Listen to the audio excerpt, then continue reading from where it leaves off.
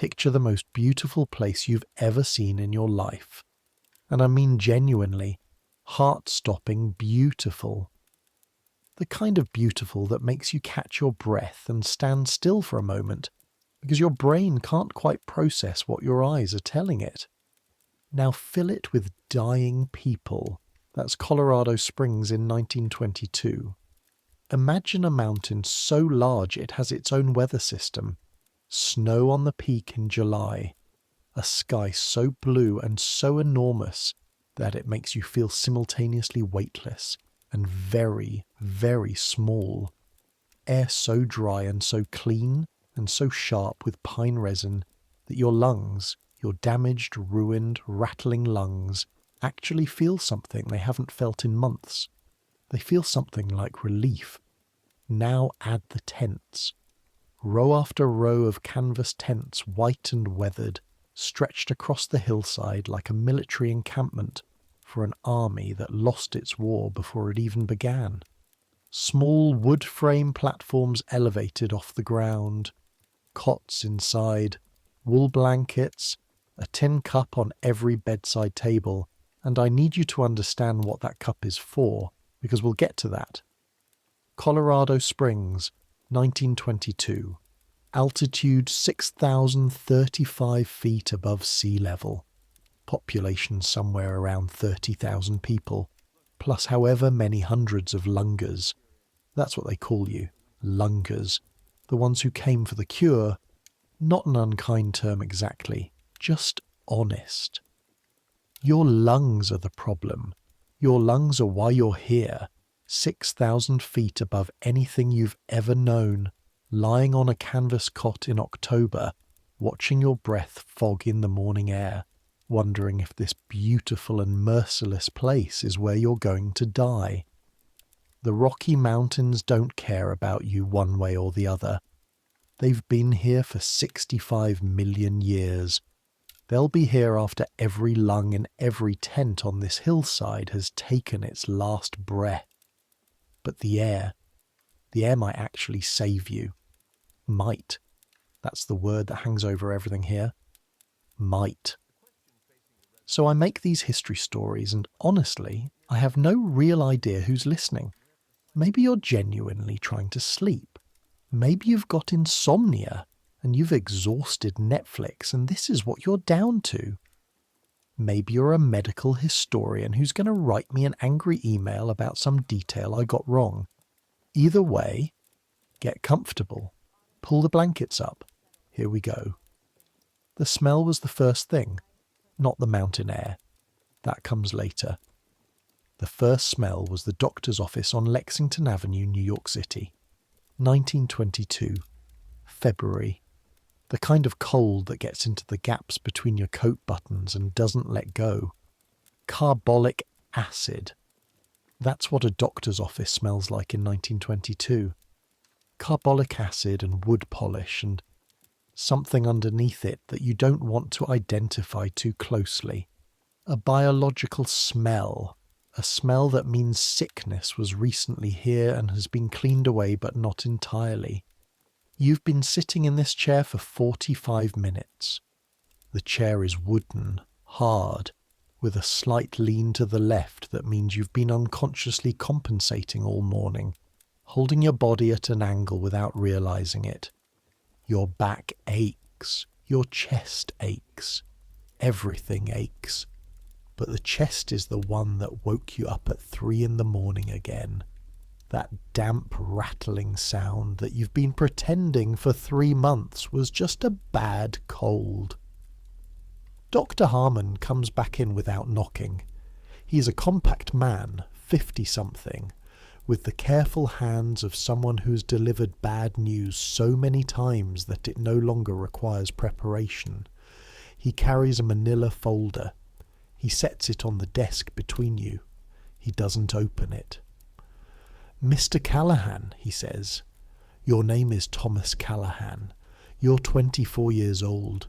You worked for a printing company on West 26th Street, setting type for 3 cents a line, 12 hours a day, 6 days a week, in a room that smelled permanently of ink and metal, and the breath of 15 other men in a space designed for 6. The X-ray confirms what I suspected, Dr. Harmon says. He opens the folder, slides a film across the desk. You've never seen an X-ray before. You don't entirely know what you're looking at. There's a ghostly pale shape that you understand is your chest, your ribs like a cage, and inside the cage, 2 cloudy masses that should be clear and aren't. Pulmonary tuberculosis, he says. Both lungs involved, though the left is significantly more affected. He says a few more things, words like lesion and infiltrate and cavitation, words that mean nothing to you specifically, but everything to you. Generally, because the general meaning is this: you're sick. You've been sick for a while. And in 1922, with no antibiotics, no effective drugs, nothing that can actually kill the bacillus that has taken up residence in your chest, there are essentially 2 options. You stay in New York, work your 12-hour days, breathe the ink and breath air of the composing room, and you decline, slowly or not so slowly. Or you go west. Colorado, Dr. Harmon says. The altitude, the dry climate, the sunshine. There are several excellent sanatoriums in the Colorado Springs area. The high-altitude air has shown remarkable results for cases like yours. Remarkable how, you ask? He pauses. His hands, those careful hands, settle flat on the desk. A significant percentage of patients with moderate involvement, like yourself, experience arrest of the disease. Some experience complete resolution. You hear the word he didn't say. Significant. Not most. Not all. Not even a clear majority. Significant. And if I don't go? He looks at you for a moment. Dr. Honesty. The kind that arrives wrapped in gentleness, but is still honesty. 2 years, he says. Perhaps 3 if you're careful. Less if you're not. You're 24 years old. The wooden chair digs into your lower back. Outside the window, a delivery horse clatters past on the sleet-wet cobblestones, its breath steaming, its head down against the February wind. 2 years. You think about your mother in the kitchen of the apartment on 48th Street, her hands floury from bread making, the radio playing something with a lot of brass in it. You think about your younger brother Patrick, 17, doing the same math at the printing company that you did when you were 17, trying to figure out how many years of setting type it would take to save enough for something different. You think about a girl named Margaret Walsh, who works the counter at the luncheonette on 27th, who smiled at you last Thursday in a way that felt like it might mean something. 2 years. I'll need to make arrangements, you say. Your own voice sounds strange to you. Very calm, very adult, like someone else's voice coming out of your mouth. Of course, Dr. Harmon says. I would recommend moving quickly. The sooner you get to altitude, the better. He slides a paper across the desk. A name, an address. Cragmore Sanatorium, Colorado Springs, Colorado. You fold it carefully, put it in your coat pocket, stand up. The doctor shakes your hand with both of his, the way men do when they're not sure what else to offer. You walk out into the February cold of Lexington Avenue, and everything, every single thing is different now. You have 11 days. That's how long it takes to pack a life into 2 suitcases. Explain to your mother what the doctor said while she stands very still with her hands clasped against her apron. Watch Patrick's face go through 6 different expressions in the space of 3 seconds. And say goodbye to the men at the composing room who slap your shoulder and make jokes about cowboys and fresh air, and coming back with a tan, clear out your room, and board the Denver and Rio Grande Western at Grand Central Station. 11 days. You don't see Margaret Walsh again. You think about stopping at the luncheonette. You don't. The train leaves at 6:15 in the morning on a Wednesday. Your mother is there. Patrick is there. 2 aunts. Your mother keeps adjusting the lapel of your coat even though it doesn't need adjusting. Patrick shakes your hand, which he's never done before, which means he's also terrified and trying not to show it. One of the aunts is crying quietly into a handkerchief embroidered with small blue flowers. The conductor calls boarding. You pick up the 2 suitcases, both of them heavier than you can comfortably carry, both of them the whole physical evidence of 24 years of living, and you walk toward the train. You don't look back. Not because you're brave, but because if you look back at your mother's face right now, you won't get on the train. The train smells like coal smoke and metal and other people's food. You find your seat. 3rd class, because that's what you can afford, a wooden bench that will become progressively less comfortable over the next 30-some hours. Outside the window, New York slides past in the grey February morning. The tunnels, the elevated tracks, the city that has been the entire world since you were born and that is now, very abruptly getting smaller. The man across from you is reading a newspaper. He has a sandwich wrapped in wax paper on his knee. His shoes are good leather, well polished. He doesn't look up. A woman 2 rows ahead has a baby that cries for approximately 400 miles. You sleep, you wake, you watch America go by through a window that needs cleaning. Ohio is flat in a way that feels temporary, like it's apologizing for itself. Indiana is flatter. Illinois goes on for so long that you begin to suspect the train is somehow not moving. Missouri brings the Mississippi, which is genuinely enormous, brown and muscular, carrying a continent's worth of water south, and you press your face against the glass to watch it pass underneath the bridge because you've never seen it before. Kansas is famously and accurately flat. But there's something about the flatness of Kansas in February that isn't boring exactly. It's vast in a way that has a kind of grandeur to it. The sky goes on forever. The horizon is a clean line. There are no tall buildings interrupting the view of nothing, and the nothing is somehow immense. You eat crackers from a paper bag. You drink water from the train's communal tap, which tastes of iron. Your chest aches with every deep breath, but the air in the train car is stale and warm and dense with other people's exhalations, and you try not to breathe too deeply because you are acutely, uncomfortably aware now of what lives in your lungs, and you're terrified of giving it to someone else. That terror is new. It arrived with the diagnosis like a piece of luggage you didn't pack. On the 2nd morning, the land starts to rise. It's subtle at first. Small wrinkles in the Kansas plain that suggest the memory of hills. Then actual hills, gentle and brown. Then the land tilts upward at an angle that the train engine complains about audibly, its rhythm changing, labouring, the whole car shifting back slightly on the grade. And then, 40 miles out of Colorado Springs, you look west through the dirty train window, and you see it.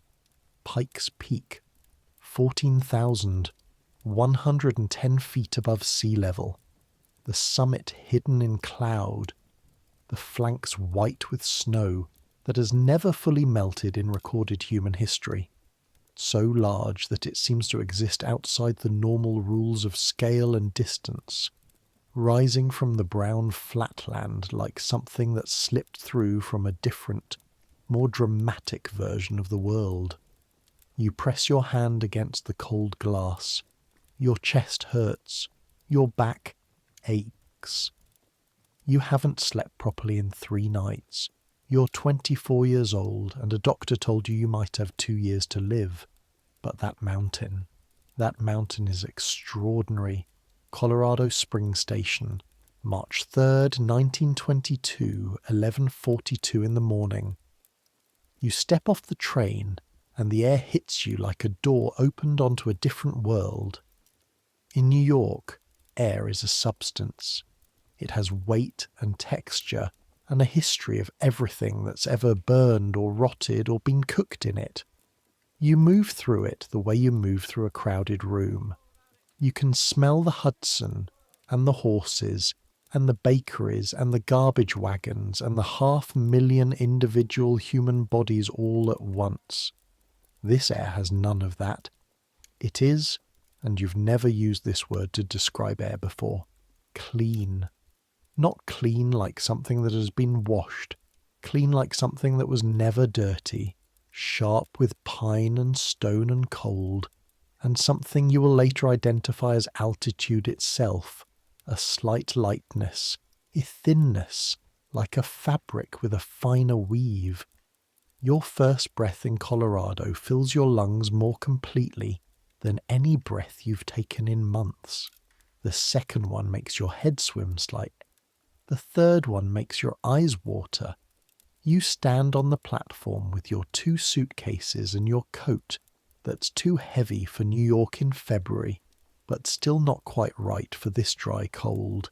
And you breathe, and for the first time in a very long time, breathing doesn't feel like a task. This station is smaller than Grand Central. Obviously, everything is smaller than Grand Central. But there's a quality to the light here, a clarity that makes the architecture look more precise than it is, every edge sharper, every shadow darker. Around you, other passengers collect luggage, embrace waiting relatives, flag down the motor taxis that have replaced most of the horse carriages, and then you notice the others.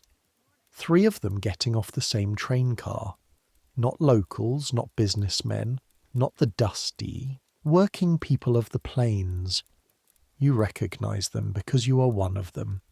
The careful way they carry themselves, the slight slowness, the coats a size too large, the way they stop and breathe the moment their feet hit the platform, the way they close their eyes for just a second against the mountain light. Lungers. They've come for the same reason you have. The air, the altitude, the slight statistical chance that this place will do what New York couldn't. One of them catches your eye. A man, perhaps 30, with a jaw too sharp and eyes too bright, the particular brightness of fever. He nods at you.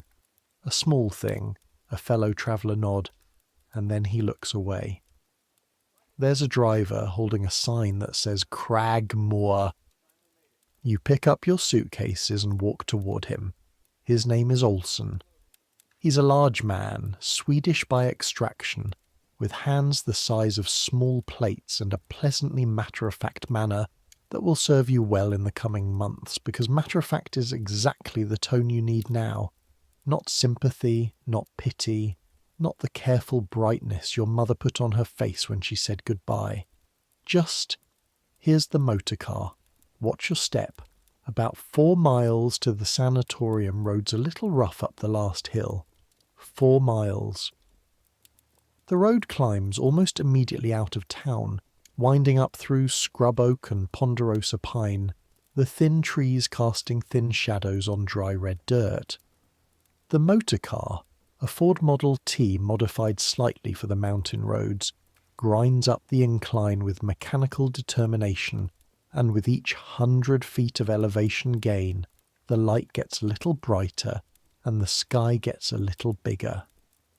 You sit in the back with your 2 suitcases and another passenger, a woman of perhaps 40 named Mrs. Eleanor Briggs, who is returning to Cragmore after a home visit, and has the settled look of someone who's made peace with the situation. She doesn't say much. She sits with her hands in her lap and watches the scenery and occasionally coughs into a folded handkerchief that she tucks back into her coat sleeve.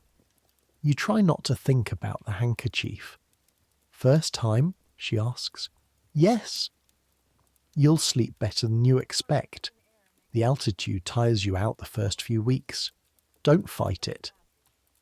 Then she looks back out the window, and the conversation is over. The sanatorium appears around a bend in the road. It's larger than you expected and smaller than you feared. A main building, 2 stories, white frame construction, with a long veranda running the full length of the south face. Several smaller outbuildings, a water tower, a garden, currently bare and brown waiting for spring, and the tents. 23 of them, you'll count later. Arranged in 3 loose rows on the hillside below and east of the main building, each on its own elevated wooden platform, each with its canvas sides that can be rolled up to admit air, each connected to the main building by a wooden boardwalk that keeps your feet out of the mud. They look small from up here, personal, like thought bubbles rendered in canvas. Olsen parks by the main entrance. You climb out. Your legs are stiff from the train and the car. Your chest is doing something complicated that you choose to ignore. The air up here, 4 miles closer to the summit, is even sharper than at the station. You can feel it in your sinuses, that altitude sting. You can feel it in your blood, a slight fizzing lightness, your body noticing the thinner oxygen and not being sure yet how to feel about it. This is it, Olsen says, heaving your suitcases out of the car with the casual ease of a man who does this several times a week. Welcome to Cragmore, son. He says it without irony, without pity, just a plain statement of fact. You're here. Dr. Seaver is waiting in the main building. He's not what you expected from a sanatorium doctor, though you're not entirely sure what you expected.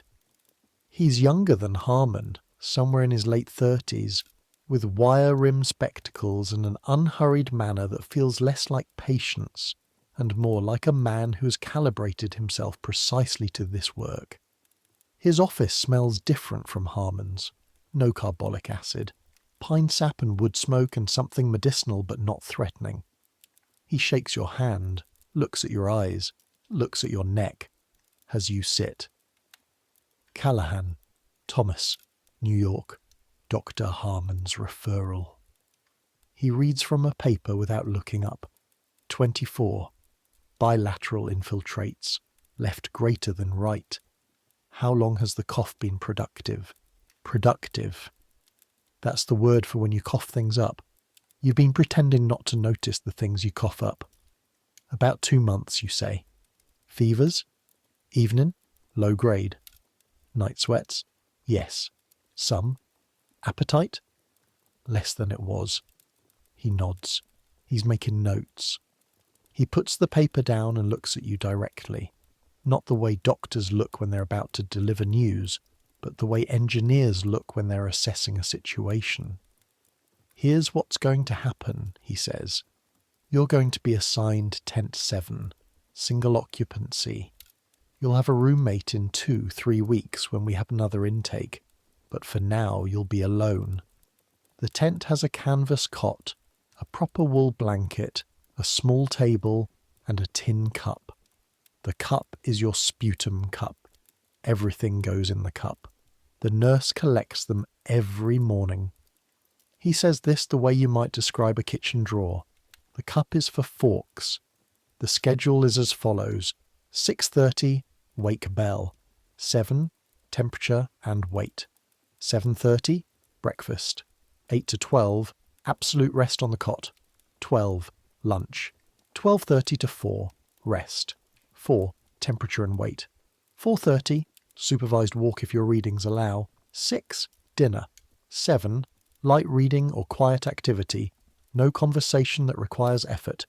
8:30, lights out. He looks at you. By rest, I mean rest. Not reading, not writing, not worrying. Lying flat. Breathing. That is your job now, Mr. Callahan. Breathing is your job. I was a typesetter, you say.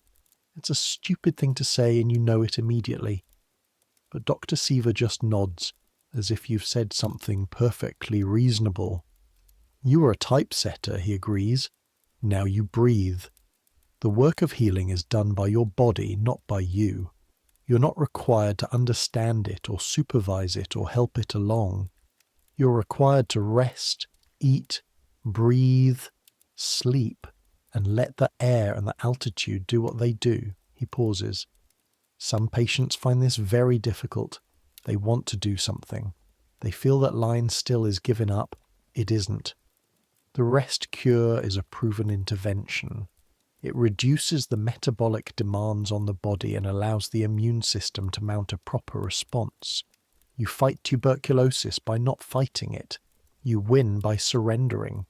He leans back slightly. Questions? You have approximately 4,000 questions. You ask the one that actually matters. What are my chances? He holds your gaze. Better than they were in New York. Significantly better if you follow the regime strictly. Cases like yours, moderate bilateral infiltrates, young, otherwise healthy, good nutrition history. You have a real chance of arrest. Some patients achieve complete resolution and return to full activity within 18 months. And the ones who don't, a pause. Honest. Honest the way Dr. Harmon was honest. The kind of honesty that respects you enough not to wrap it in cotton wool. Some decline despite the cure, some improve and then relapse. We don't fully understand why the air helps some patients more than others. What we know is that this place has the best outcomes of anywhere in the country for pulmonary cases, and that strict compliance with the rest regime is the single strongest predictor of positive outcome. He stands, extends his hand again. Welcome to Cragmore, Mr. Callahan. The nurse will take you to tent 7. The nurse's name is Elsa, and she has the particular authority of someone who has made peace with the fact that she runs everything while technically running nothing. She's a solid woman of 50, Norwegian extraction, with grey blonde hair pinned severely and eyes the colour of winter sky over the fjords, by which I mean very pale blue and completely without sentimentality. She carries your intake paperwork. She walks at a pace that you will learn is precisely calibrated so that patients with compromised lung function can keep up without difficulty. A speed that feels almost normal but is actually a small grace she offers everyone. Down the boardwalk. Past the main building's southern veranda, where several patients recline in long wooden chairs, wrapped in blankets, faces tilted toward the March sun, eyes closed. You don't look at them too closely. You feel it would be impolite. Down the first row of tents, each one numbered on a small painted board above the entrance flap. 1, 2, 3, 4. The boards beneath your feet are solid, not creaking, well maintained. The mountain air is colder than it was when you stepped off the train, the temperature dropping as the sun moves west and the shadow of the ridge to the east begins to advance. You can hear the pines. Wind in the pines is different from wind in buildings. It has a frequency to it, a sibilance like breathing, like a great slow breathing in and out. 5, 6, 7. Elsa opens the canvas flap and stands aside. Tent 7 is 8 feet by 10 feet. That's smaller than the bathroom in your aunt's apartment on 52nd Street.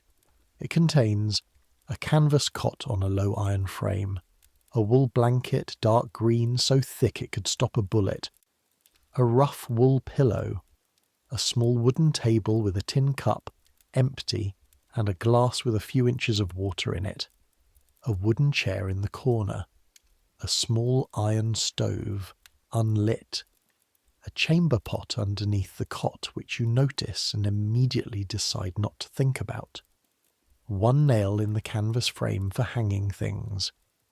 The canvas walls are weathered cream, slightly translucent in the sunlight, which gives the interior a diffuse golden quality. The air inside is the same air as outside, unchanged, because there are ventilation gaps at the top of the walls that are never sealed. It is, you realise, essentially an outdoor room. It is also the most solitary place you've ever stood. You'll make it your own, Elsa says, not warmly, not coldly, practically. A statement of fact based on 20 years of watching people do exactly that. She shows you where the extra blankets are stored, in a canvas pocket on the interior wall. She shows you the rope to pull if you need assistance in the night, connected to a bell in the main building. She explains the morning routine again, more briefly than Dr. Seaver, with the emphasis on the things that matter most. Temperature at 7, no skipping meals, cup emptied every morning into the collection bag by the tent entrance. Always. Questions? She asks, the same word Dr. Seaver used, in the same tone. You have the same 4,000 questions and the same one that actually matters. Will I be able to see the mountain from here? She looks at you for a moment. Something in those winter sky eyes shifts slightly, softens almost imperceptibly. Look south from the end of the boardwalk in the morning, she says, before 8, before the clouds come up. She hands you the intake paperwork to sign. You sign it. She leaves. The canvas flap falls shut behind her. You stand in your 8x10 outdoor room and listen to the wind in the pines and the distant sound of another patient coughing 2 tents over, and you set your 2 suitcases down carefully on the wooden floor and sit on the edge of the cot. The cot holds. The blanket, when you put your hand on it, is extraordinary. Heavy, dense, lanolin smelling, the kind of warmth that comes from an inch of compressed wool fibre, the kind of warmth that means something in a canvas tent at 6,000 feet in March. You run your thumb along the edge of it. You sit for a while. Outside, the wind breathes through the pines, in and out, in and out. You breathe with it. You don't sleep that first night, not in any connected way. You sleep in pieces, losing and regaining consciousness at intervals, surfacing each time into the dark and the cold and the sounds of the mountain and dropping back under before you can think too much about where you are. The cold is the first revelation. In New York, in your room on 48th Street, cold was something that existed outside the window, something the radiator argued with, something you encountered between the building and the streetcar. Cold was external. Cold was weather. Here, cold is your roommate. The canvas walls don't stop it. They slow it down slightly, break the wind, but the temperature in the tent is essentially the temperature outside the tent, minus the wind chill, plus whatever minimal warmth your body is generating.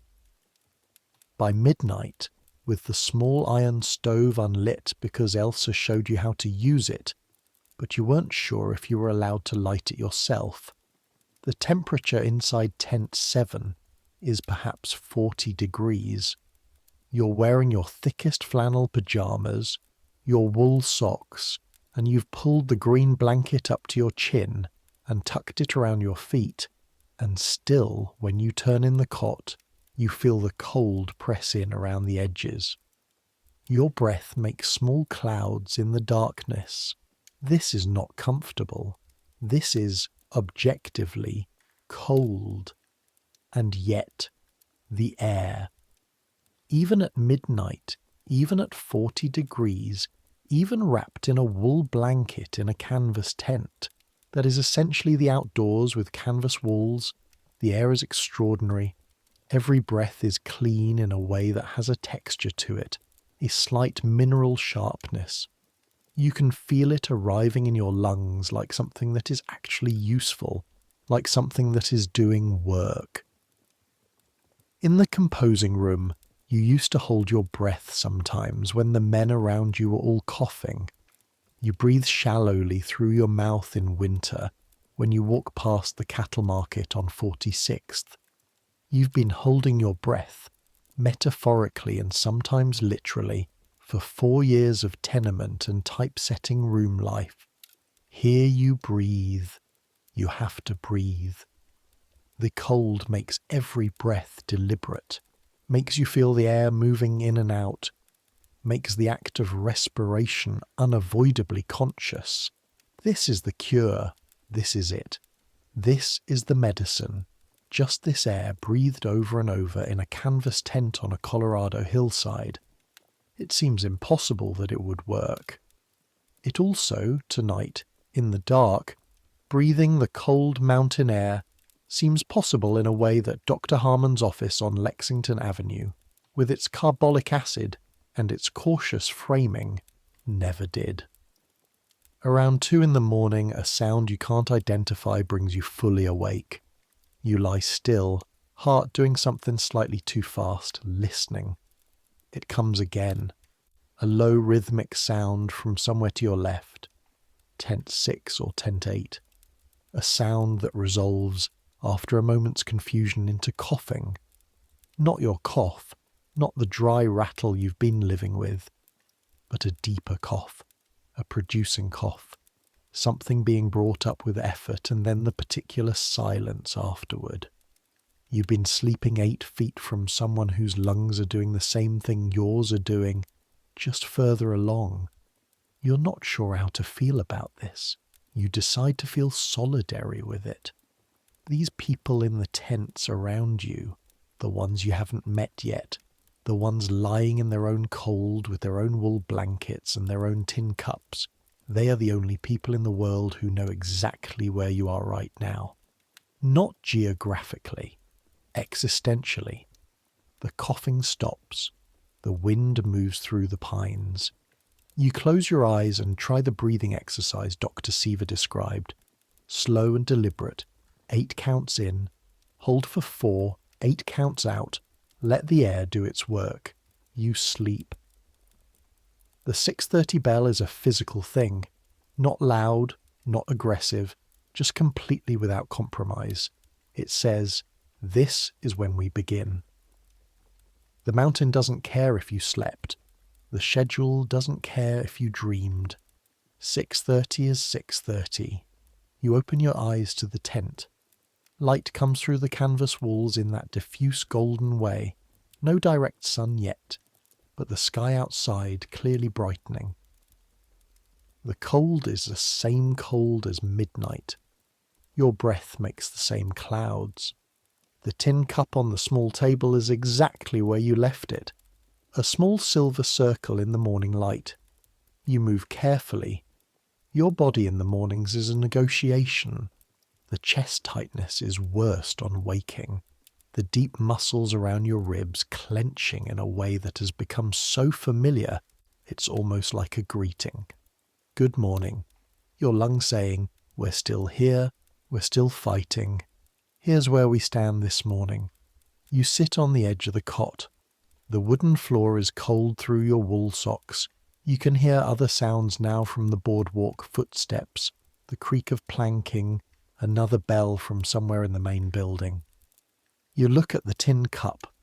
There's a small routine you've established overnight without consciously deciding to. You cough into the cup in the mornings. You put on your clothes in a specific order. You put your feet on the cold floor and take 3 breaths before standing. Small rituals. The architecture of a day that is otherwise entirely out of your control.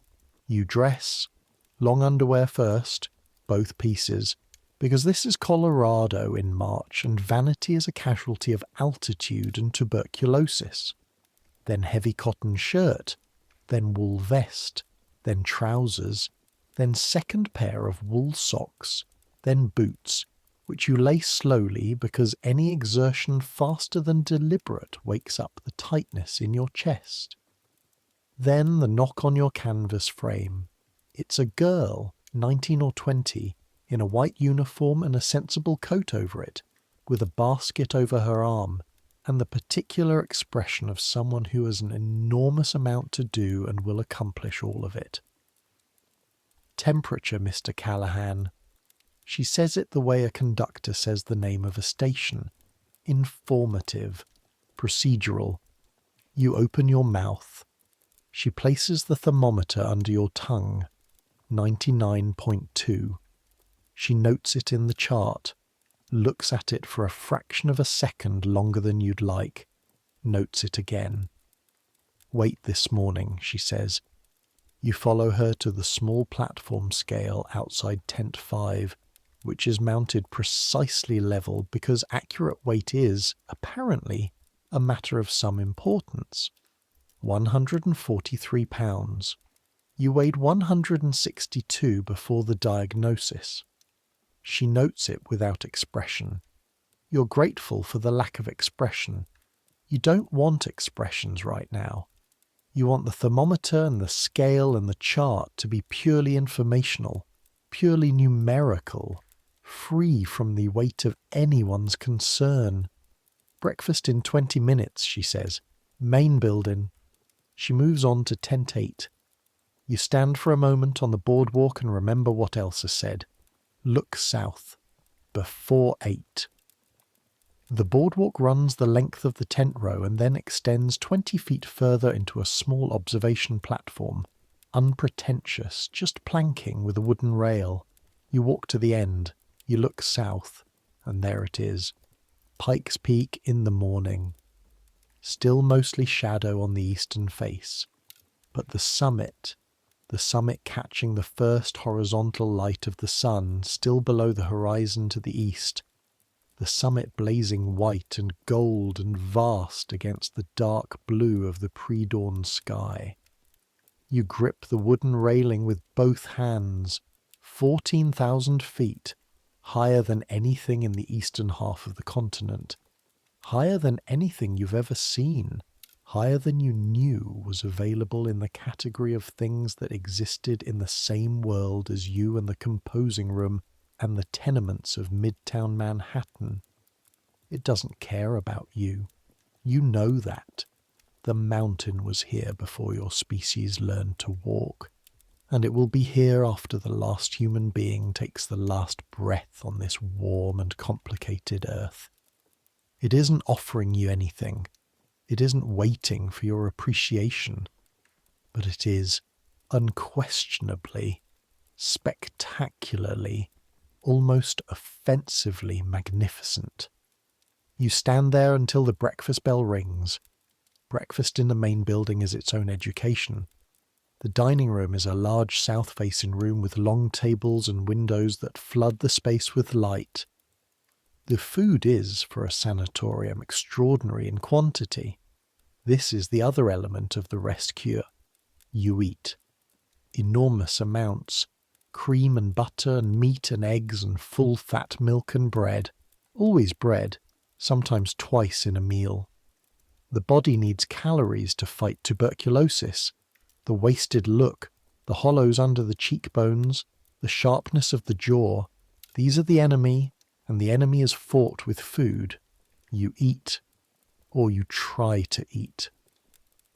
Your appetite has been poor for months, the fever taking its share, the anxiety taking its share, the general metabolic wrongness of being sick taking its share.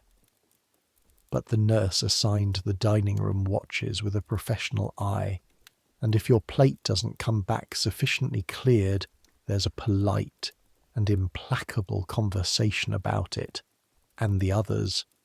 There are 26 patients at Craigmore in March of 1922. You'll learn their names gradually, the way you learn the names of people you'll spend a great deal of time very close to. The man at the end of your table is named Whitfield. James Whitfield. He's from Boston, 40-something, a lawyer before the disease, now the most precisely reclining man you've ever seen. He can achieve a horizontal position with his wool blanket in 38 seconds, he told you on day 3, and he was clearly not joking. He has a shelf of books in his tent that includes both Darwin and Thackeray, and a stack of legal journals he's not supposed to be reading but does when Elsa's not looking. His voice is measured and dry and contains within it the ruins of what must have been a formidable courtroom presence. The secret, he tells you over the cream-heavy oatmeal on your second morning, is to stop thinking of this as waiting. The men who decline fastest are the ones who think they're waiting to get back to their real lives. This is your real life now. This tent, this mountain, this air. The sooner you accept that, the better your numbers are going to be. You're not sure if he's right, but you're not sure he's wrong. Across the room is a girl named Clara Novak, 22, from Chicago, a teacher before the diagnosis. She's small and dark-haired and has a way of sitting very straight that looks like defiance. Her cough is worse than yours, more frequent, and she has the slightly flushed look around the cheekbones that means the fever is running higher than Cragmore would like. She notices you watching her and raises an eyebrow with the particular expression of someone who has been watched and assessed her whole life and is thoroughly tired of it. You look away. "She came in 2 months ago," says Whitfield quietly, without looking up from his oatmeal. Very good doctor in Chicago almost talked her parents out of sending her here.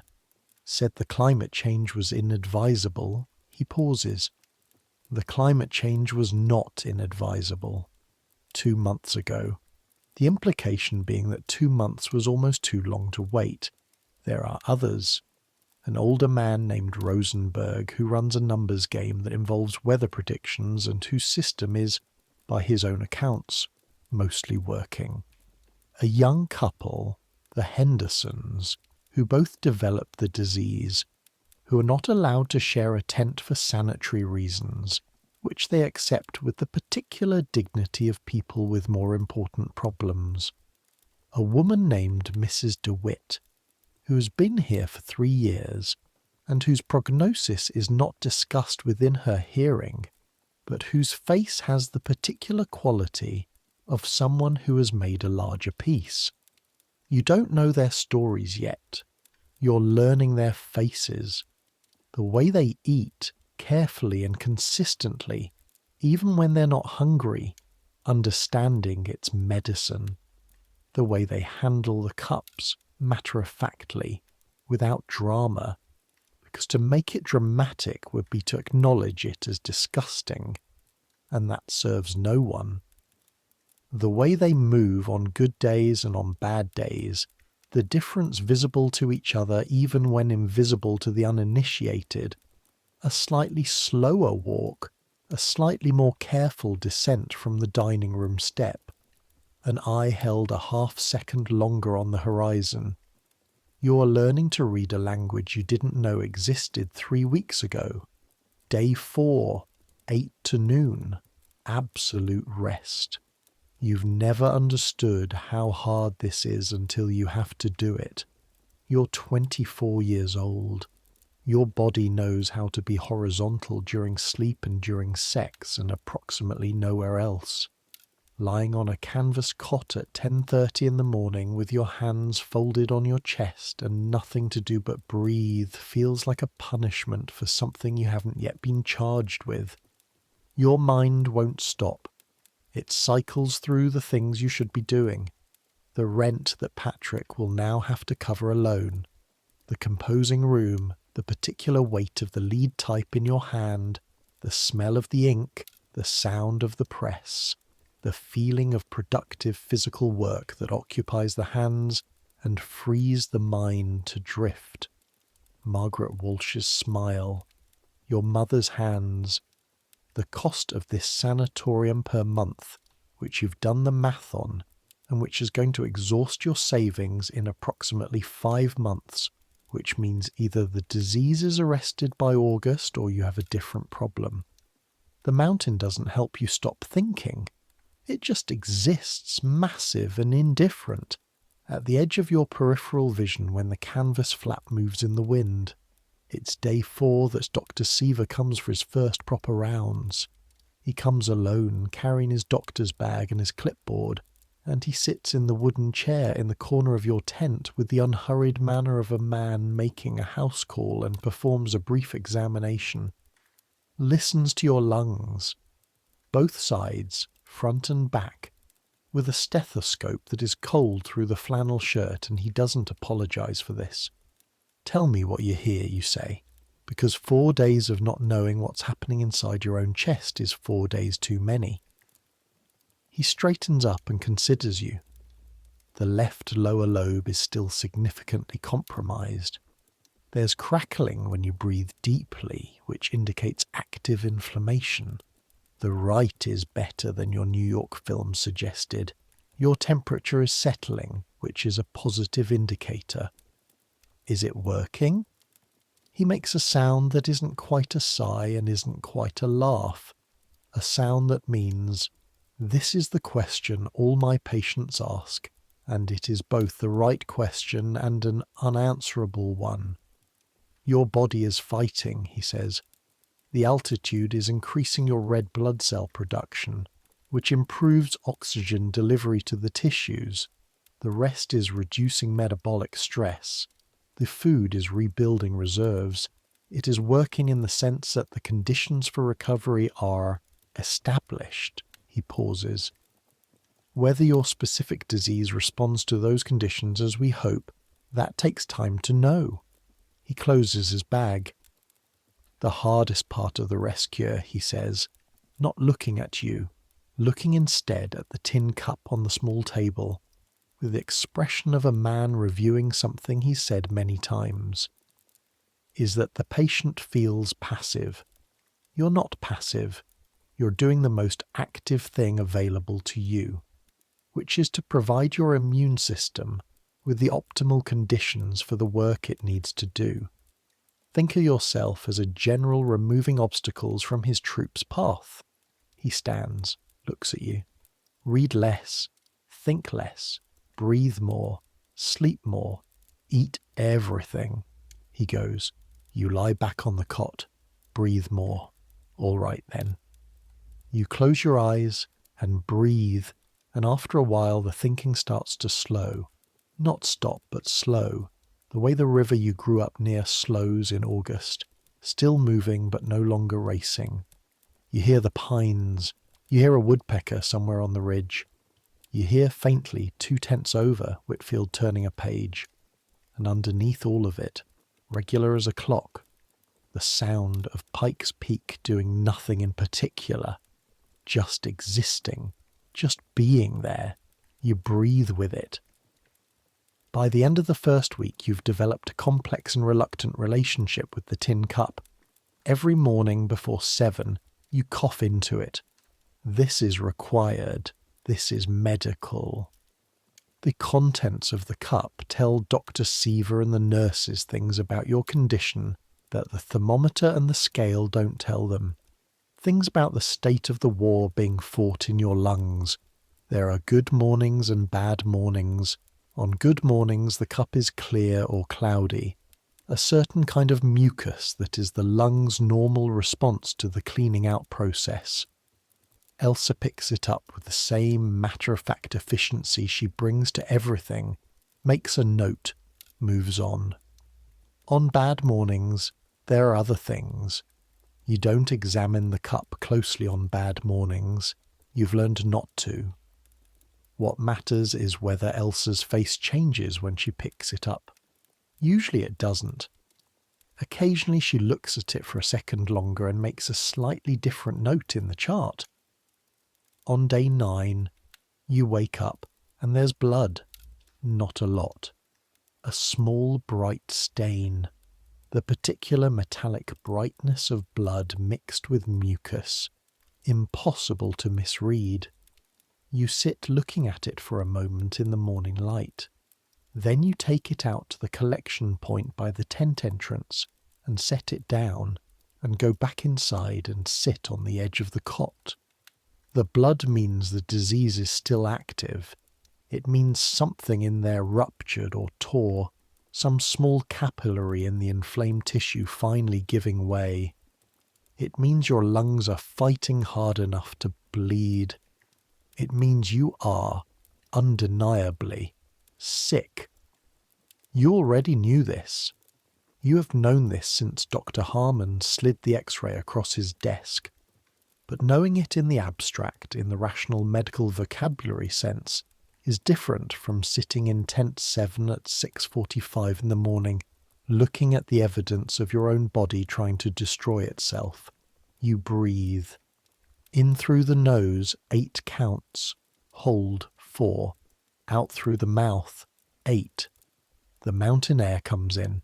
Cold, sharp, useful, doing its work. Elsa comes at 7. She picks up the cup.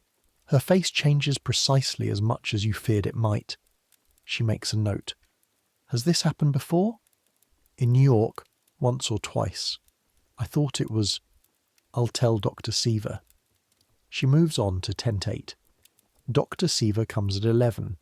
He listens to your chest again, longer this time, looks at the chart, sits in the wooden chair. Minor hemoptysis, he says, small vessel. Not unusual at this stage. It doesn't change the treatment protocol. It means the disease is active. It means the disease was active this morning. Your temperature last night was 99 flat, which is an improvement. The hemoptysis is concerning but not alarming. If it continues or increases, we adjust. If it's isolated, we continue as planned. He looks at you with the particular expression that has taken you nearly 2 weeks to decode. It is not the false brightness of managed hope. It is not the carefully neutral expression of bad news being managed. It is the expression of a man who doesn't know what's going to happen, who has seen enough of this disease to know that certainty is not available, and who respects you enough not to pretend otherwise. Do you want me to sugarcoat this? He asks. No. Then. You're where I'd expect you to be at 10 days. The hemoptysis is something to watch. Your temperature trend is mildly encouraging. Your weight is stable. You're eating, which matters more than most patients think. The situation is exactly as uncertain as it was when you arrived. He pauses. Keep breathing, keep resting, keep eating. He leaves. You lie back on the cot. The canvas above you filters the noon sun into something almost warm. You can feel the warmth on your face, your hands. You think, I am 24 years old, and I am lying in a tent on a Colorado hillside, and my lungs are bleeding and the treatment is breathing. And then you stop thinking about it, because Seaver told you to think less, and because thinking about it doesn't change anything, and because the afternoon rest period is starting. You breathe. She finds you at the end of the boardwalk, your spot, the one you've established over 2 weeks as yours by the simple act of being there every morning before 8. It's a Friday, 10 days into April, and the morning is extraordinary. The frost has retreated from the upper half of Pike's Peak, but still clings to the north-facing gullies. The sky is the particular deep blue that only exists at altitude, a blue you didn't know existed before Colorado, a blue that makes the New York sky look like a watercolor version of a more serious work. She stands next to you at the rail without asking permission, which you find immediately and unexpectedly decent of her. You come here every morning, she says. It's not an accusation, just an observation. Before the clouds, you say. She nods. She's wearing a heavy coat, a rust-coloured wool that someone has shortened at the sleeves, and her dark hair is down. She looks younger than the dining room version of herself, the straight-backed, defiant version. She coughs. Not the polite social cough, but the real one, short and productive, and she does the automatic thing you've all learned. The cup appears from her coat pocket and then disappears again, and she doesn't look at you to check if you noticed. You didn't watch. Clara Novak, she says, Chicago, 3rd grade teacher, diagnosed November, arrived January. Thomas Callahan, New York, typesetter, Diagnosed February, arrived March. Typesetter, she says. My father set type. The Tribune. The Sun. A pause. He died of pneumonia when I was 12, before anyone realised the shop was a... She stops. It doesn't matter. It matters. You don't say so. How are your numbers? She asks. This is the currency of conversation at Cragmore, the same way people ask about the market or the weather. How are your numbers? Temperature, weight, the cups. Better than 2 weeks ago, you say, which is true and also carefully not the full truth, because the full truth is that the hemoptysis has occurred twice more, and Siva is watching you with the careful attention of a man monitoring a situation he's not yet ready to call a trend. Mine are worse, she says, flat, not asking for comfort, not performing stoicism, just factual. I'm sorry. She shakes her head. Don't be sorry. I came here 2 months late. My own fault, or my doctor's fault, or my parents' fault for listening to the wrong doctor doesn't matter now. She looks at Pike's Peak with the expression of someone conducting a negotiation. What matters is whether it's working, and it might be, even with worse numbers. Siva says the process isn't linear. He told me that too. He tells everyone that. But I asked him specifically about my X-ray, and he said the infiltration in the right lobe looks less dense than on intake. That's good. Maybe. She turns and looks at you with her dark eyes. Are you scared? The question is asked with the directness of someone who has decided to dispense with the usual social procedures, and you find yourself, rather than being taken aback, answering honestly. In New York I was terrified. Since I got here, less. Why? You think about this. Because there's something to do, you say eventually. In New York there was nothing to do but know I was sick. Here there's the routine and the food and the cups and the temperature and the mountain. You gesture south. It helps, knowing it's been there since before tuberculosis existed, that it'll be there after. Makes the whole thing feel less like an emergency.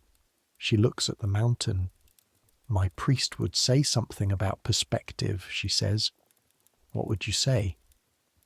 I'd say it's a rock. But she says it with something in her voice that doesn't quite match the words. She pushes off from the railing. I'll see you at breakfast, she says. Don't be late. The eggs are better when they're hot. She goes back up the boardwalk, her coat swinging. You turn back to the mountain. The sun clears the eastern ridge. The peak blazes. A rock. Yes, but what a rock. You learn about death at Cragmore the way you learn most things here. Gradually, through routine, stripped of ceremony. It's a Tuesday in late April. Mr. Henderson, the younger of the two Hendersons, has been in the main building's infirmary wing for a week. His numbers went badly in the 3rd week of April, temperature climbing in the wrong direction, weight dropping 2 pounds in 3 days, and then the hemorrhage that required Elsa and both nurses and Siva at 2 in the morning, and that everyone in the tent row heard, and that no one discussed at breakfast the next morning. You've been here 6 weeks now, long enough to know what the sounds of a serious hemorrhage mean. Long enough that you listened in the dark of Tent 7, with your hands flat against the mattress, breathing deliberately, and knew. Mr. Henderson is 31 years old. His wife, also a patient, also confined to the tents but doing better than her husband, knows what Siva told her, knows what the numbers mean, sits at breakfast with the particular composure of someone who is using every available unit of discipline to stay upright. Mrs. Henderson eats her eggs. Mrs. Henderson drinks her cream-enriched coffee. Mrs. Henderson participates in the brief light conversation that is the currency of Cragmore's breakfast table. On Tuesday evening, after dinner, Siva appears at the entrance to the dining room and asks Mrs. Henderson to come with him. She goes with him. She doesn't come back to dinner. The next morning at breakfast, her chair is empty, and no one comments on it. Not because they don't care, but because the comment is beyond the vocabulary available. Because what do you say to the woman sitting across from you, whose husband died last night 6 feet from where you're eating your cream-heavy oatmeal? What is the sentence that contains that? She comes to breakfast on Thursday, sits in her chair, eats her eggs. You say good morning. She says good morning. She looks out the south window at the mountain for a long moment before she picks up her fork. Mr. Henderson's tent, Tent 12, is cleared and cleaned by Friday. The boardwalk is swept. The cot is aired. The tin cup is replaced with a new one. The mountain doesn't pause. The pines don't stop breathing. The schedule continues at the pace it has always continued. 6:30 bell, temperature, wait, rest, meals, rest, rest. You lie on your cot during the afternoon rest period and look at the canvas ceiling and think about Mr. Henderson, who you knew for 6 weeks, who liked weather predictions and had a Boston Terrier named Roosevelt back in Milwaukee, who was being cared for by a neighbour, who ate with remarkable appetite and shook his head at the excessive quantities of cream in the food, and then ate all of it anyway, who was 31 years old, who is now not.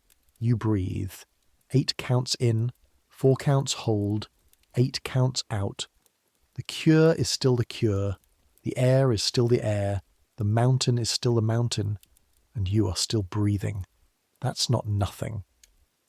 The rules at Cragmore are rest, eat, breathe, rest again.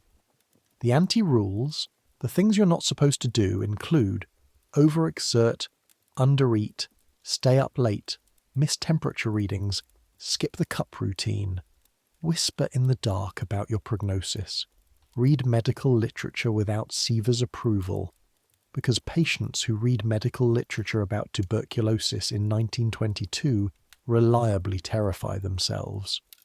Compare your x-rays to other patients' x-rays, go below the tent row toward the lower pasture without permission, and drink. On the drinking, there's a man in tent 14 named Patterson who keeps a flask. Everyone knows about it. Siva knows about it. Patterson is from Kentucky and is a man of specific and fixed appetites, and the flask is, Whitfield informs you with dry precision, a negotiated settlement. Patterson drinks exactly half of what he used to drink, which is still more than Siva would prefer, and in exchange Patterson follows the rest cure with a compliance that would shame most of the others. Some people need an anchor, Whitfielder says, turning a page of his legal journal. The flask is Patterson's anchor. Without the flask, Patterson doesn't stay. Without Patterson staying, Patterson dies in 6 months. With the flask and the cure, Patterson's numbers have been improving for 2 months. He turns another page. I'm not endorsing it. I'm describing it. You are, at week 8, beginning to understand the specific variety of madness that absolute enforced rest produces in a functional adult mind. You're used to working with your hands. Setting type is precise, physical, satisfying. You feel the weight of the lead, the resistance of the composing stick, the final product of something correctly formed. You feel the ink smell and the heat of the press room and the particular pride of a page set cleanly without errors. Now you lie on a cot and breathe, which is essential and correct and medically necessary, and is also, on a Thursday afternoon in May when the sky is the colour of a robin's egg and the mountain is perfectly visible and the temperature is almost warm, utterly, completely maddening. What you do on that Thursday afternoon in May, which you should not do, is get up. You put your boots on. You walk to the end of the boardwalk. You keep walking. Past the observation platform, down the small slope on the east side of the tent row, through the thin scrub oak, following a path that looks like other patients have made it at other times, which makes you feel both better and worse about your decision. Down the slope for perhaps 100 yards, into a small clearing in the ponderosa pines, where you sit on a granite boulder in the May sun for 45 minutes. You do absolutely nothing. You don't walk further. You don't exert. You sit on the boulder and breathe the pine-smelling air and look through the trees at the mountain and let your hands rest on the rough surface of the granite, which is warm from the sun, which is so warm it almost seems impossible that this morning it was 40 degrees and your breath was visible. The granite under your hands is warm and rough and textured with lichen, orange and grey, which has been growing on this rock since before the sanatorium existed, before Colorado Springs existed, before the first European ever looked at this mountain and thought, that is an extraordinary mountain. Your hands on the warm stone, the sun on your face, your chest doing what it does, that familiar tight rattle on the deep breaths, but manageable today, better than last week, incrementally and cautiously better. You're breaking the rules. You know it. You will return to the cot. You will not do this again until Siva says you can. The rule exists for good reason. The conservation of energy matters. The metabolic demand of even minor physical activity is real and counts against the healing. But for 45 minutes on a Thursday in May, you're sitting in Colorado ponderosa pines in the sunlight, with warm granite under your hands and the mountain in the middle distance, and you are unambiguously alive, not waiting to live, not suspended between sick and well, alive in this moment, with your boots on, and the pine smell in your lungs and the lichen under your fingertips and the sun. You are alive. Whitfield has been here for 14 months. This is, depending on how you look at it, either encouraging or terrifying. Encouraging because 14 months, still here, still eating, still reading Darwin and Thackeray and the legal journals, still winning the daily argument with the disease. Terrifying because 14 months. You ask him about it on a May evening, sitting on the veranda of the main building during the brief permitted social hour before dinner. The light is going gold over the mountain. The temperature is dropping as it always drops once the sun gets below the ridge. Does it ever feel like you stop, reformulate? Do you ever feel like you're just waiting? He considers this with the lawyerly care he applies to everything. In the beginning, he says, the first 3 months I was waiting to go home. I had an active practice. I had cases. I had clients who needed me and partners who were managing but not managing as well as I would manage. And every morning I woke up and I thought, today is a day not being spent on my life. He turns his coffee cup in his hands. His hands are extraordinary, large and precise, a surgeon's hands or an architect's. Around month 4, something shifted. I'm not entirely sure. What? I think it was Mrs. DeWitt. You know Mrs. DeWitt. She's been here 3 years. She told me, Whitfield continues, that she'd spent her first year here in the future tense.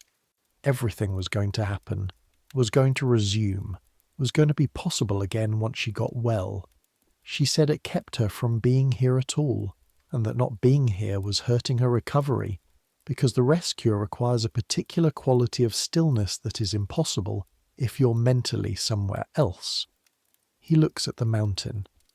I started trying to be here, he says, just here. The tent, the food, the air, the view. The conversations with people I wouldn't have met otherwise. You, for instance. I wouldn't have met you in Boston. I wouldn't have had any reason to talk to a 24-year-old typesetter from New York. And you are, against my expectations, a person of some interest. You feel something hearing that. Not gratitude exactly, recognition. The law, he says, is full of the idea that context is everything. The same action in different contexts means different things. Being here, he gestures at the sanatorium, the mountain, the whole improbable situation. In the context of dying, it's a tragedy. In the context of living, it's just a chapter, a strange chapter, an involuntary chapter, but part of the story, not the interruption of it. He picks up Darwin. My numbers are very good, he says. Siva thinks I may be able to return to limited practice by fall, part-time. The lungs are significantly better than intake. He says this quietly, without triumph. The way you speak about good things at Cragmore, carefully, without tempting anything. I'm glad, you say. So am I. He opens Darwin. Now let me read. It's the good part where he explains why he's completely correct about everything. Summer at Cragmore is a different creature from spring. The temperature climbs into the 70s in June, which at sea level would feel merely pleasant, but at 6,000 feet, in the dry Colorado air, with the sun at altitude bearing down with its extraterrestrial intensity, is something closer to transcendent. The grass on the hillside turns from brown to green in what feels like a week. Wildflowers appear in the meadow below the tent row, small precise explosions of colour, Indian paintbrush in orange and red, columbine in blue and purple and white, tiny yellow things whose names you don't know. You sit outside your tent for the morning rest in June. Cot moved to the platform under the open canvas, the sun on your face and hands. Your temperature in June is normal for the first time since December. This is not announced. There's no ceremony. Elsa simply notes it in the chart and moves to the next tent without the fraction of a second extra pause that used to accompany the notation. You notice the absence of the pause. You don't say anything about it to anyone for 2 days, superstitious, afraid that saying it aloud will somehow revoke it. Then you tell Whitfield because Whitfield is the person you've been telling things to, and he nods with the measured satisfaction of someone who expected it. The body's a remarkably capable machine when you let it work, he says. Don't tell Siva I went down to the clearing, you say. I have no idea what clearing you're referring to, says Whitfield. Your weight in June, 151 pounds. 8 pounds recovered since arrival. The hollow at your cheekbones is filling in. Clara's temperature is also trending normal, though her numbers have taken longer and Siva is careful in his assessments. She's been here 6 months now, and the improvement is real but requires, as she puts it with her particular flat directness, the adjective gradual rather than significant. You've settled into a friendship with her that neither of you has formally acknowledged or named, the way you don't name things at Cragmore in case the naming changes them. You share the observation platform in the mornings. You eat at the same end of the table on Sunday afternoons when the permitted activity allowance is slightly expanded. You walk the short circuit around the tent row together, the slow, deliberate walk that Siva calls ambulatory exercise, and that both of you call walking. She tells you about Chicago, about the school on Dearborn where she taught, about the particular joy of the moment when a child who couldn't read learns to, the look on their face, the shock of it.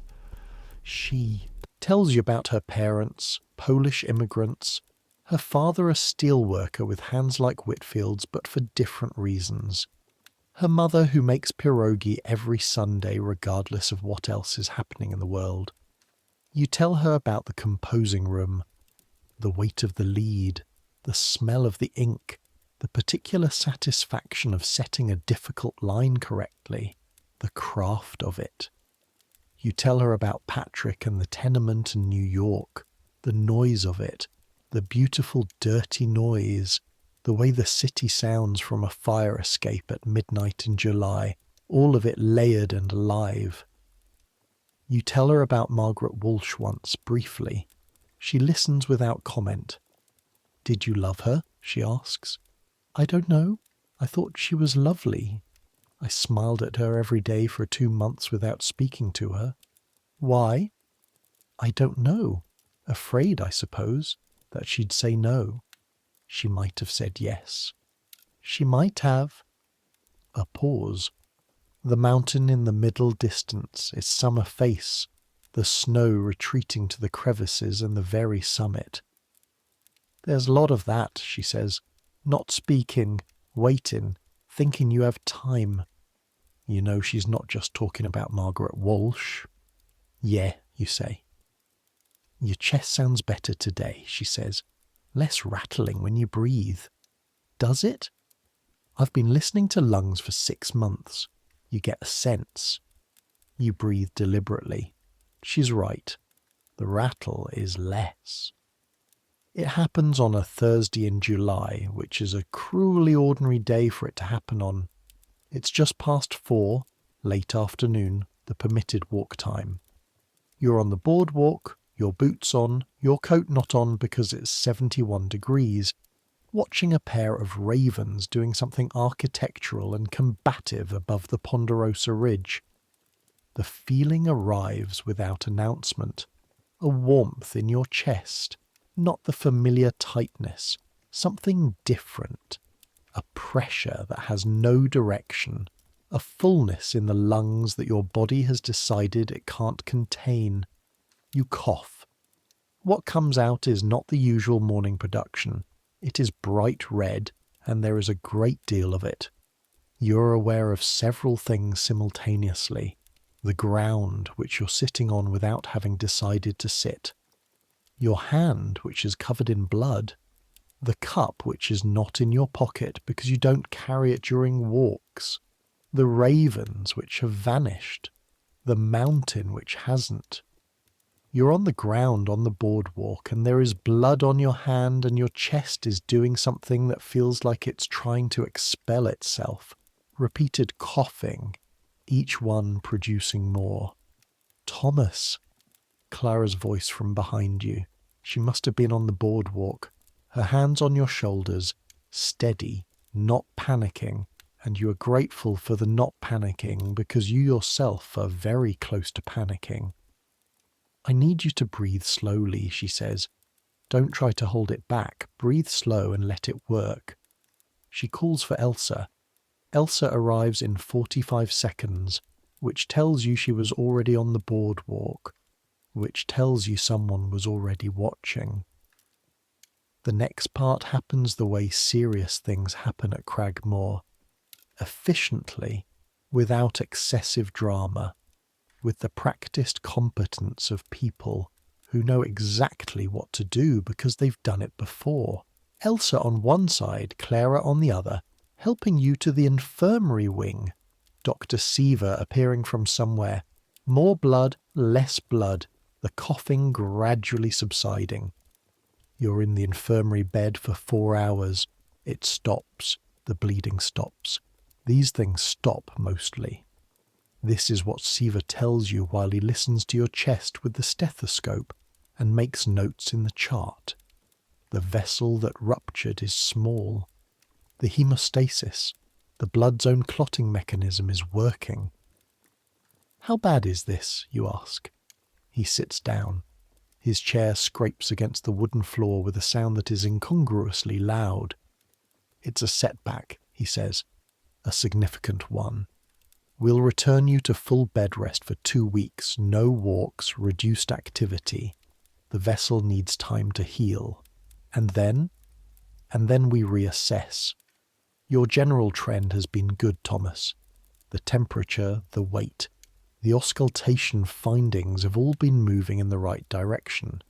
This event doesn't erase that, but it indicates the disease is not yet in a stable enough phase to tolerate the current activity level.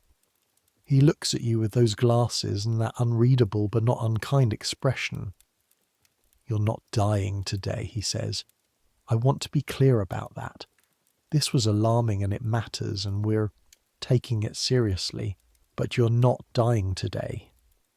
It's the first time he said anything that directly refers to the possibility, the specific possibility, and you understand that he's doing it on purpose, because you need to hear the negative directly as well as the positive.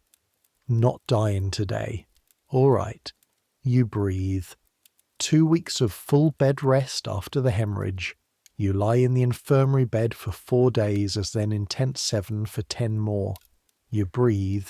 You eat. You sleep more than you have since childhood. The temperature stays normal. The morning cups gradually return to their less frightening character. The tightness in your chest persists but changes quality, less acute, more architectural, the scar tissue of healing rather than the inflammation of war. Clara comes to the canvas frame each morning. She doesn't come in. The rules about visiting intents are strict for sanitary reasons, and Clara follows the rules more strictly than anyone except possibly Whitfield. She stands at the frame and asks about your numbers and tells you hers and describes whatever is happening on the boardwalk and with the mountain and with the ravens who have now established what appears to be a permanent post on the dead ponderosa at the ridge edge. On the 3rd day she brings you a book. It's a novel, a battered copy of My Antonia by Willa Cather, its spine cracked from previous readings. She holds it through the canvas flap by the edges. It's about the prairie, she says, about people who come somewhere difficult and make it home. I thought you might like it. You read it in 3 days. It's the right book. Cather writes about the land the way you've been trying to think about Colorado, not as a backdrop to the human story, but as part of it, as a presence, as something that shapes the people in it.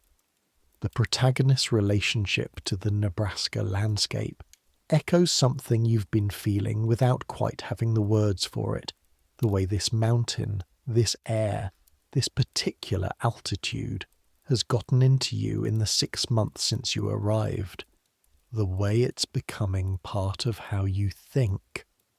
On day 12, Siva allows you a short walk, not the circuit, just to the end of the boardwalk and back. You stand at the observation rail in the August morning. The mountain is summer clear, the snow reduced to a glinting band near the summit and the north face shadows. You breathe. 8 counts. 4, 8.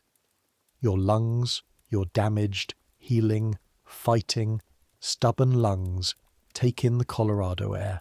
September. Not the actual summit. You're not climbing Pikes Peak. Not this year. Not in this condition. Not on these lungs. But Siva, in September, with your numbers consistently better, with the hemoptysis confined to the July incident, with your weight at 156 pounds and your temperature a steady 98.6, allows you what he calls an extended ambulatory excursion. A hike. He means a hike. With supervision, with Nurse Elsa, with Patterson, who turns out to be a better hiker than he has any right to be given his habits. And with Clara and Whitfield, you take the trail that starts a half-mile from Cragmore and climbs to a lookout point at 8,200 feet. 2,000 feet above the sanatorium. Not the summit, but high enough. The hike takes 2 hours. You stop 4 times. You breathe. You don't rush. Elsa's pace, that calibrated, impossibly slow but sustainable speed, governs everything. The Ponderosa gives way to spruce above 7,000 feet. The spruce gives way to the tree line at around 8,000, and suddenly you're above the trees, and the world opens up. Colorado does this. Colorado takes you up through the vertical layers of ecosystem, each one distinct, each one a different quality of light and air, until you come out above the trees and the sky is everywhere and the land falls away in every direction and the scale of things ceases to be comprehensible in the usual human way. To the south, Pikes Peak. Not smaller up here, impossibly, larger, because you can see more of it now. The full profile, the false summit and the real summit, the geology of it, the way the rock has been pushed up from below over millions of years and then carved by ice and wind into this specific shape that has no practical reason to be this beautiful. To the east, the plains. Colorado Springs below you, small, precise, its streets and buildings reduced to a model, the train station visible, the spires of churches, and beyond it, Kansas, the flat brown expanse going to the horizon. To the north and west, more mountains, range after range, 100 miles of peaks, some named, most not, white and grey and blue with distance. To the north, the road you came in on, the road that brought you here 6 months ago in Olson's motor car, not knowing what you were coming to, not knowing whether it would save you or not. You sit on a flat boulder at the lookout and look at all of it. Your chest aches pleasantly from the climb. Your legs ache more. The air up here is even thinner than Cragmore. Every breath slightly less satisfying, requiring more volume to achieve the same result. Your red blood cells working hard. Clara sits next to you on the rock. She's breathing steadily, better than last month, her colour good. There, she says. Yeah, that's Colorado Springs. That's where we came from. That's where the train comes in. You look at the tiny station. I stood there 6 months ago, you say, and I thought I might die here. And now, you think about it honestly, I might not, you say. She doesn't say anything. She looks at the mountain. After a while, Patterson, who has lit a cigarette, which is technically against all the rules but which Elsa has decided not to see, says from behind you both, "You know what this view needs." "What?" says Whitfield, without looking up from the legal journal he has somehow brought up the mountain.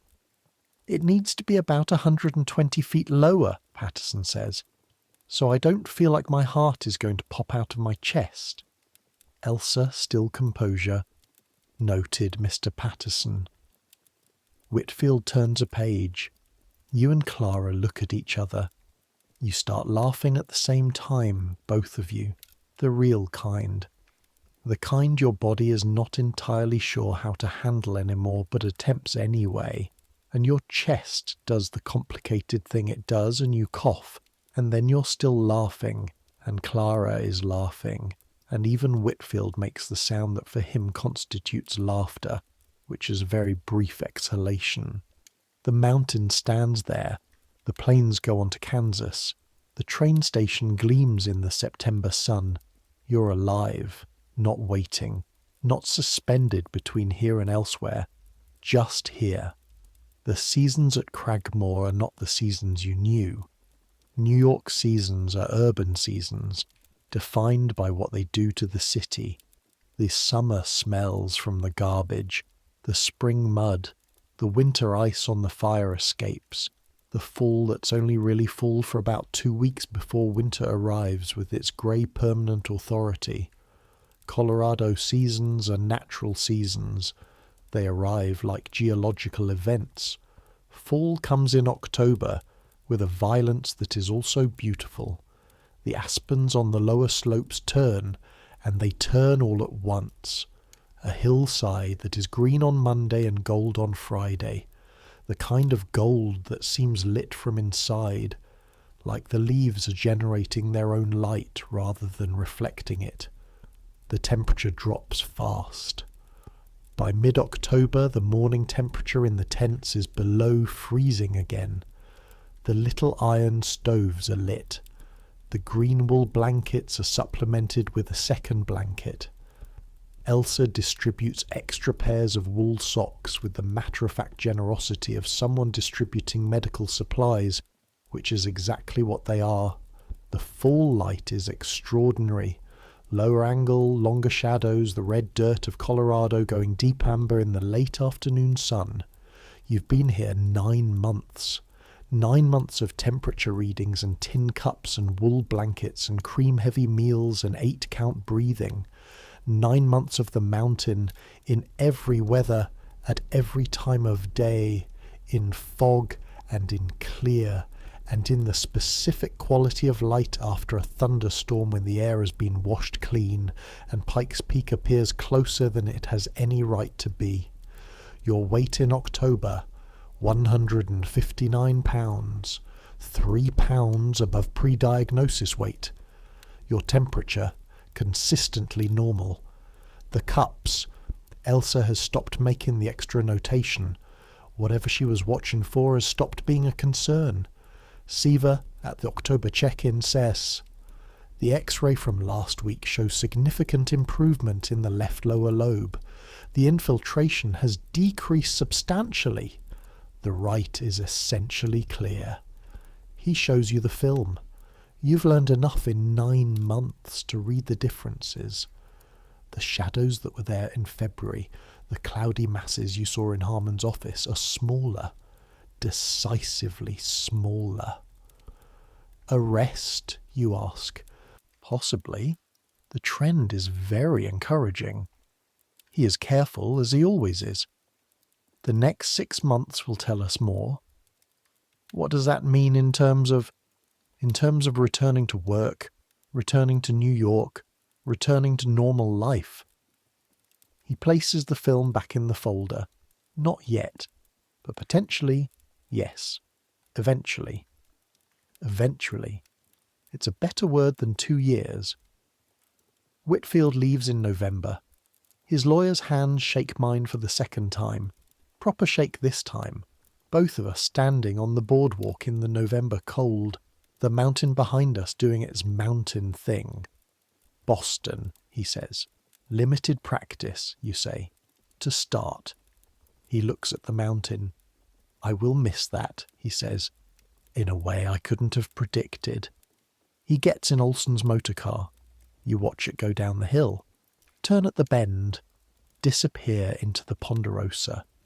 Tent 3 is empty for a week, and then occupied by a young woman from Memphis, 28, school librarian, who arrives looking the way you arrived, which is to say, frightened and trying not to show it, carrying too much luggage, breathing the air with a particular expression of someone who has never encountered air like this and doesn't quite trust it yet. You don't introduce yourself immediately. You give her the first week the way people gave you the first week. On the 8th day, you're at the observation platform in the morning, before the clouds. She comes and stands at the rail. First time, you ask? That obvious. You've got the look. She looks at the mountain for a long time. Elsa says I should look south every morning, she says. Before 8, you say, before the clouds come up. She nods. She keeps looking. You let her look. October becomes November, becomes December. Clara's numbers in December are the best they've been since her intake in January, nearly a year ago. The temperature, normal.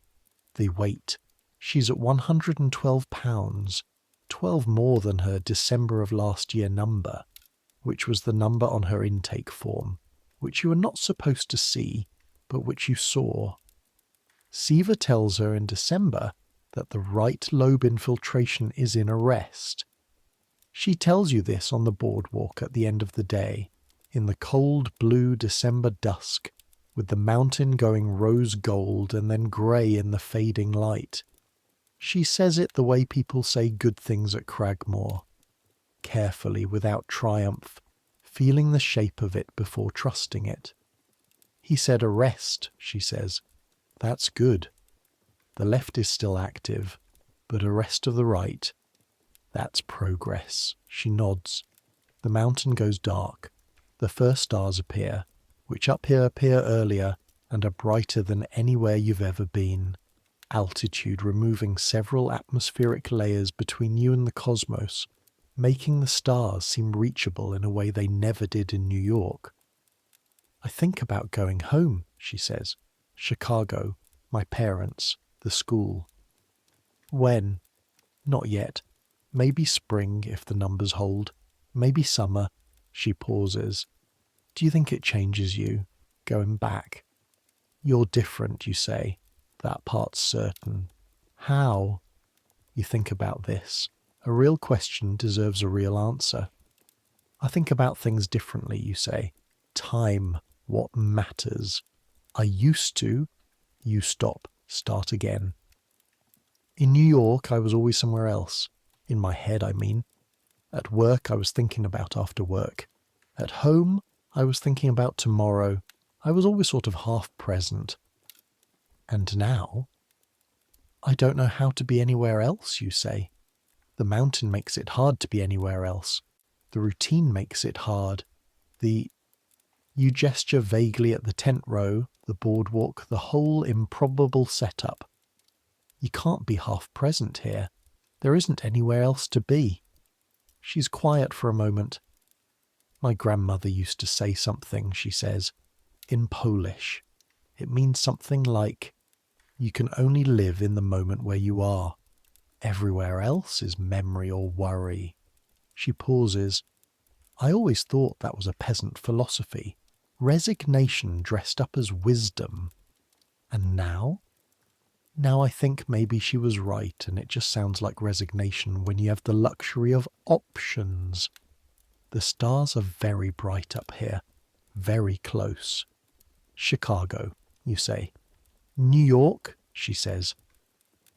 Neither of you says the obvious thing, which is that these are two different cities, and that everything changes when you leave here and nothing can be promised. Neither of you says it because this is Cragmore and you've both learned, in a year of temperature readings and tin, cups and the specific vocabulary of survival, that some things don't need saying and some things need leaving in the exact shape of the silence they're already in. The mountain is dark. The stars are extraordinary. You stand at the rail and breathe the cold December air. You've been here a year. March 3rd, 1923. 1 year since Olson's motorcar came up the hill and you stepped out onto the gravel and smelled Colorado for the first time. Seaver marks it, or marks the general period of it, at the March check-in. He shows you the sequence of X-ray films from intake to present. He doesn't usually do this. He's doing it now because the sequence, laid out in order, tells a clear story that deserves to be told. The February 1922 film, Bilateral Infiltration, Left Dominant, Significant. The June film, Infiltration reduced in both lobes, inflammation indicators lower. The October film, Right lobe near clear, left lobe substantially reduced. The February 1923 film, Left lobe infiltration in marked arrest, right lobe clear. You look at the films for a long time. You look at the February 1922 film, the first one, the one Harmon slid across his desk on a cold morning in New York, the one that said 2 years, maybe 3. Then you look at the February 1923 film. Arrest, you say. Bilateral arrest, Seaver says. The process is not reversed. The lesions are healing, but they leave permanent scarring, which means you'll always have a degree of reduced capacity in the left lower lobe. You'll never do heavy manual labour in a poorly ventilated environment again. No composing room. But, he continues, with continued care, continued monitoring, sensible work, good nutrition, regular outdoor exercise and clean air. He looks at you with the glasses and the honest expression. You could have a full life, he says, a long one. You sit with this for a moment. A full life. A long one. 1 year ago, in a cold doctor's office on Lexington Avenue. 2 years, maybe 3. And now, a full life. A long one. You look at the February 1923 film one more time. Your lungs. Your specific, particular, individual lungs that have been breathing for 25 years and fighting for one and are now, on this evidence, winning. Thank you, you say. He shakes his head slightly. Thank the altitude. Thank the air. Thank your immune system. Thank the rest regime and the food, and the fact that you followed the protocol with reasonable compliance. The clearing, you say. He pauses barely. What clearing, he says. He's had this conversation with himself since approximately May. The date is set for May of 1923, 15 months, not to New York, not immediately. To a cousin in Denver, where the altitude is still significant, where the air is still cleaner than the east, where Siva has a colleague who will continue monitoring. 6 months in Denver, if the numbers hold, and then home, wherever home is now. The night before you leave Creegmoor, you can't sleep. This should not be a surprise. You couldn't sleep the first night either, lying in the cold and listening to the mountain breathe through the pines. Now you lie in the same tent under the same green wool blanket, and you can't sleep again, but differently. The first night, you were 24 and terrified, lying in the cold and listening for coughs and thinking about x-rays and the specific number 2. This night, you are 25 and here, just here, in this specific present moment that will not exist again. You listen to the tent. The canvas moves slightly in the night wind, a sound you've heard approximately 450 times, which you know the way you know the sound of your own breathing. The pines, the cold, the stars through the small gap in the canvas flap, 2 or 3 of them visible, the ones bright enough to compete with the gap. You pull the green blanket up to your chin, your hands on the fabric, the lanolin smell. This blanket has been here since before you arrived. It'll be here after you leave. The next patient will use it, whoever they are, whatever city they came from, whatever number the doctor gave them when he slid the x-ray across the desk. They'll put their hands on this blanket.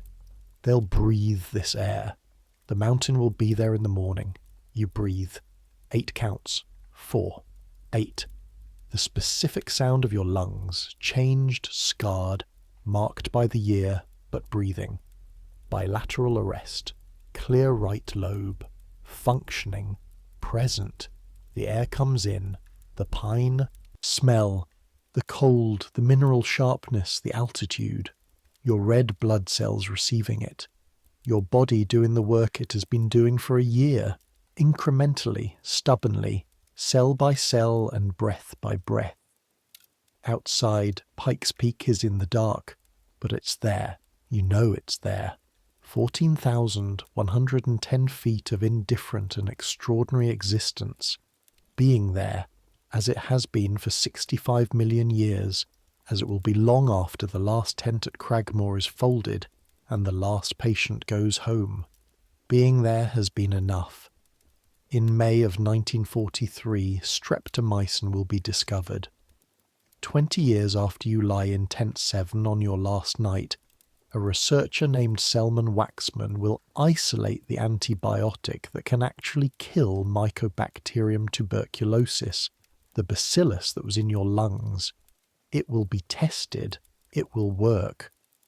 Within a decade, the great sanatoriums of Colorado and the Adirondacks and the Swiss Alps will begin to empty. The rescue will become historical. The tent colonies will be dismantled. The air will not change. Pikes Peak will not change. The way Colorado air fills your lungs in March, the specific clean sharpness of it, the altitude, the pine resin, the dry cold, the feeling of something useful arriving with every breath that won't change. People will still come to Colorado for the air. They'll call it something else. Vacation, recreation, the pursuit of wellness. They'll run marathons at altitude and ski the same slopes the sanatorium patients couldn't climb. They'll breathe the same air, and some of them, lying in their tents or their mountain cabins or their sleeping bags under the same stars, will feel what you felt in Tent 7. The cold, the clean, the mountain being there in the dark, the body doing its work without being asked, without being supervised, without understanding or help, just doing the ancient patient work of keeping you alive. May 14th, 1923. 6:30 bell. You open your eyes for the last time in Tent 7. The canvas walls, the green blanket, the small table, the tin cup. You dressed yourself slowly. Long underwear, shirt, vest, trousers, wool socks, boots. You do it in the same order you've done it for 15 months. The small ritual of it, the architecture of a day that began like this every day. The discipline and the simplicity. You stand at the canvas entrance. You look back at the tent, just a tent. Canvas and wood and an iron stove and a blanket. Just the space where you put your body when it needed to be saved. You walk to the end of the boardwalk. The mountain is in the morning, clear, the summit white, the flanks gold in the early light. You stand at the rail, your hands on the wood. The air comes in, 8 counts. Your lungs take it, the scarred left lower lobe and the clear right, both of them taking in the Colorado air with the competence of something that has learned its job. You hold it. 4 counts. The mountain, the pines, the cold rail, the sky that particular altitude blue, the ravens on the dead ponderosa at the ridge. You breathe out. 8 counts. Clara is beside you. She has another 2 months. Her numbers are not yours, but they're good. They're getting there. And Siva thinks spring of next year for Chicago. She has more mornings at this rail. She doesn't say anything. Neither do you. The sun clears the eastern ridge. The peak blazes, the same blaze it has blazed every clear morning since the Utes named it, and since Zebulon Pike saw it from the plains, and since the first lunger stepped off a train in Colorado Springs and looked west and understood that whatever was going to happen here. This mountain has been seen by so many eyes now. Soldiers and miners and farmers and railroad men and lungers and tourists, and all their children and all their children's children. All of them stood somewhere on the plains or the foothills and looked up and felt the same thing. The same hit of scale and time and their own smallness, the same involuntary stopping of the self. You've had 15 months of it. 15 months of mornings. Olson's motor car will be here at 9. You still have almost 3 hours. You stay at the rail. Here is what sleep is at the end. Sleep is the tent. Sleep is the green wool blanket and the cold and the pine smell. Sleep is Tent 7. The canvas walls moving slightly, the wind doing its work in the pines, the regular sound of breathing from the tents on either side. Sleep is the tin cup on the small table and the morning temperature and the weight on the platform scale and Elsa's notes in the chart and Dr. Seaver in the wooden chair with his honest expression. Sleep is Pike's Peak in the dark being there. Sleep is the air arriving. 8 counts. 4. 8. Let it in. The mountain doesn't care if you're scared. The mountain doesn't care if your numbers are good or bad. If the X-ray film shows arrest or progression, if the tin cup shows things you don't want to see. The mountain has been here for 65 million years and will be here for 65 million more, and it has absorbed all the hope and terror and prayer and acceptance of every patient who ever lay in a canvas tent on this hillside and looked south at the summit. It has absorbed all of it. It continues. Let your hands be heavy. Let the blanket be warm. Let the cold come in. The good cold, the useful cold, the Colorado cold that means the air is clean and doing its work. Your body is doing its work. You don't have to help it. You don't have to understand it. You don't have to supervise it. You fight tuberculosis by not fighting it. You win by surrendering. So let it go.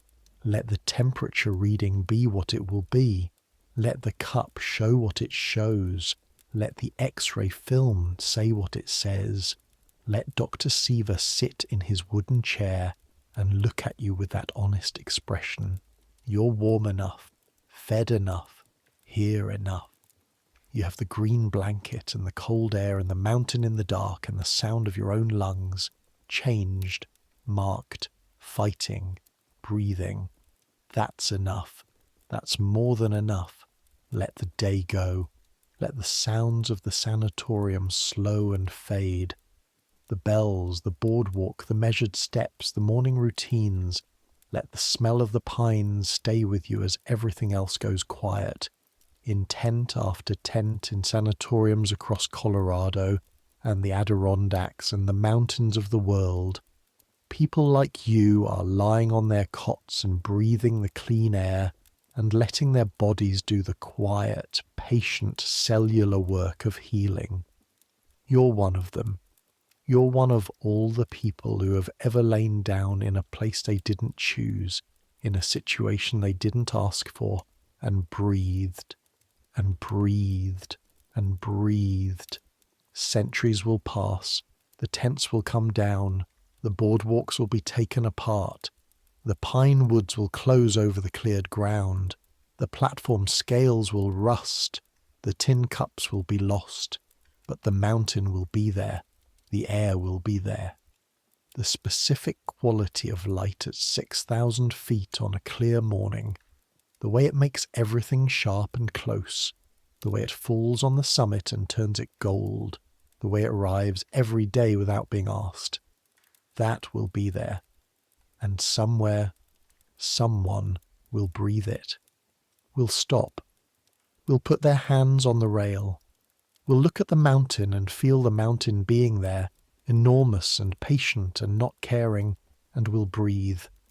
Let sleep take you now. The way it took Thomas Callahan in Tent 7, 24 years old, a typesetter from New York, breathing Colorado air on a March morning in 1922. Let the world go soft. Let the sounds slow. Let your thoughts settle the way the snow settles on the summit, slow and quiet and permanent. You're here. You're warm. You're breathing. That's the whole thing in the end. That's the whole entire astonishing thing. Breathe in, hold, breathe out, and sleep good night.